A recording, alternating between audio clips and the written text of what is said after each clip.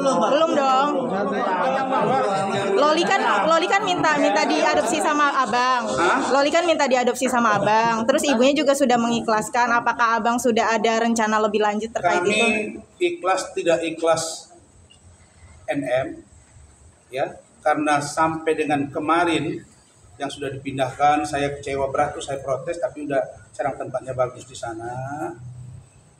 Jadi saya dengan keluarga baik di Medan, Bu Edi dan Bu Ade sepakat untuk mengadopsi Laura Meizani Mawardi alias Loli untuk bahagian dari keluarga kami.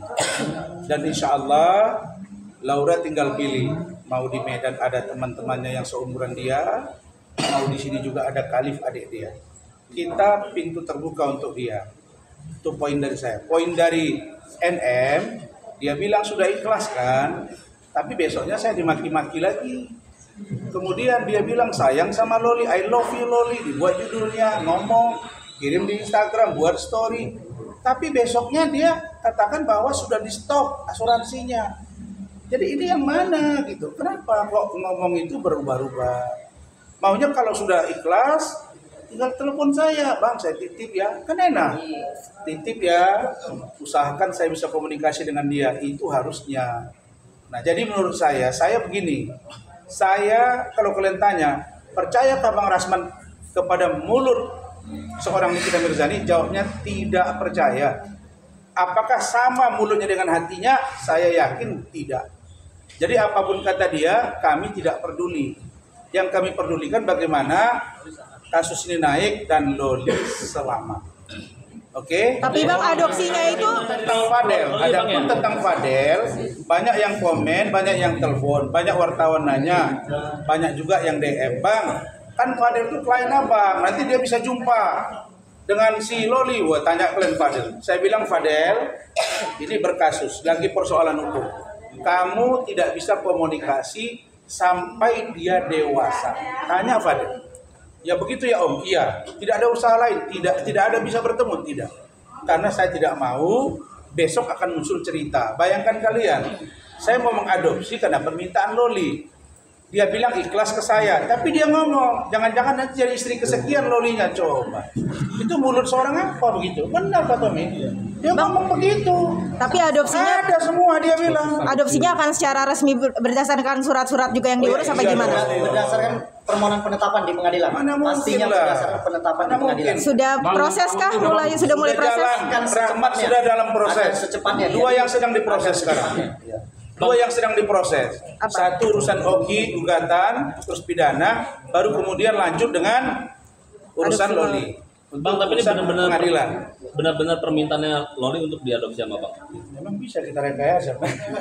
Jadi begini, ketika kami di dalam ruangan itu ada Pak Lecu, ada saya, ada Bu Kanit, ada Kementerian PPA, ada dari KPI, ada Bu Ade, ada Loli. Disepakati di situ memang karena dia bilang kalau tidak bisa saya dipindahkan ke tempat lain dan itu harus aman, tidak boleh NM datang, Nikmir kata dia, dan harus datang dijenguk oleh Om Rasman dengan Bu Tante Ade, saya tidak mau. Akhirnya disepakatilah itu bahwa saya harus dilibatkan, makanya saya kemarin saya protes, kenapa kok dipindahkan tidak diberitahu ke saya. Kenapa? Karena dia harus aman di sana dan jangan lagi kejadian seperti di safe house. Adapun safe house itu ternyata di bawah monitoring atau bagian dari Kementerian PPA. Nah, makanya saya bilang Ibu Menteri, Wakil Menteri, Deputi itu nggak pas di situ yang namanya Lani Ritonga karena dia berbohong. Dia bilang sudah diperiksa kemarin kesehatan jiwanya. Ternyata kami cek belum kan? Belum ada, yang baru diperiksa tenggorokannya karena dia meradang. Itu aja. Jadi apa ini? Dia bilang dihandle biayanya oleh Kementerian PPA. Ternyata rumah sakit yang membiayai semua. Jadi mana yang harus kita pegang gitu? Katanya safe house, tapi gabung sama ODGJ, gabung sama HIV, gabung dengan yang orang open BO, gabung dengan yang ini. Jadi gimana? Saya udah nggak percaya lagi gitu. Oke? Sini dulu. Apa? Hotman Paris kemarin responnya terlihat abang mengadopsi Loli dan beliau responnya mengetahui gimana mungkin bang responnya bang? Ya, karena belum ada orang yang minta adopsi ke Hotman Paris. Coba kalian dengar pernyataan dari adik saya Fitri Salutelu. Ini pengacara Fitri. Nah itu, Bung Tom Fitri ya. Apa dibilang dia? Saya kau punya anak ya, 2 gadis remaja. Aduh, janganlah kalian mau dansa-dansa dengan om-om. Aduh, dengan ada duit bisa aja orang dansa-dansa. Itu sindiran manis. Mana mau orang minta adopsi sama dia, kecuali orang yang mau asli mau pansos. Kalau yang dengan sungguh-sungguh, aduh, sudahlah. Saya bilang, Hotman, kau selalu cuap-cuap. Kau selalu bilang bahwa Rasman pansos. Nah, sekarang kau komentari. Kau disuruh oleh Nikita Mirzani masuk gelanggang, kau nggak mau. Jadi mau bagaimana? Nah, sekarang nggak diajak. Saya ajak, ayo masuk. Gak usah malu-malu. Gabung di sana biar head to head. Kan katanya pengacara super kaya, super pintar, internasional. Bagaimana nggak internasional? Orang dia menjadi pengacara di Australia, kawan sama orang Australia lah. Bagaimana kawan dengan Pak Rian di sini?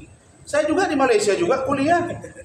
Master dokternya kawan sama orang Malaysia. Jadi nggak usah gitu-gitu. Jadi kalau saya turun gunung aja lah kau. Apalagi Nikita Mirzani sudah minta tolonglah dia. Nanti sampai di sini kalau ditahan sama polisi atau di pengadilan, dihukum dia, nanti dia bilang, Hotman tolong saya, kan kasihan. Datanglah Hotman, tidak apa-apa. Di pengadilan kita tempur, di polisi kita tempur, di jaksa kita tempur. Kan keren. Oke, cukup? Bentar, ada Pak Rian. Bentar, Pak Rian. Tambahin sedikit dengan adopsi ya. Saya pikir ini kita semua harus tahu. Mengenai asalnya kita tarik pertanyaan kamu tadi. Mengenai permintaan siapa? Jadi masalah adopsi tadi kan sudah dijelaskan oleh kita Pak Tecu mana bahwa akan segera melakukan permohonan di pengadilan untuk melakukan penetapan terhadap adopsi. Nanti kan di adopsi ini kan ada regulasi hukum, aturan undang-undang yang dijalani. Jadi yang menentukan itu bukan nanti kan ada permohonan. Nanti hakim akan memberikan syarat-syarat dan menanya langsung juga kepada yang akan diadopsi, menanya langsung juga pada yang mengadopsi. Jadi semua akan terang benderang di sana. Jadi itu nggak perlu sebenarnya terlalu dipertanyakan karena regulasi itu nanti yang mengabulkan permohonan penetapan tersebut adalah majelis hakim, bukannya rekan kita kedokteran, bukan juga loli, bukan. Nanti itu kan cuma memohonkan sifatnya. Nanti yang mengabulkan itu adalah hakim berdasarkan penetapannya Dan berdasarkan pertimbangan yang sesuai dengan aturan regulasi hukum yang harus dijalani.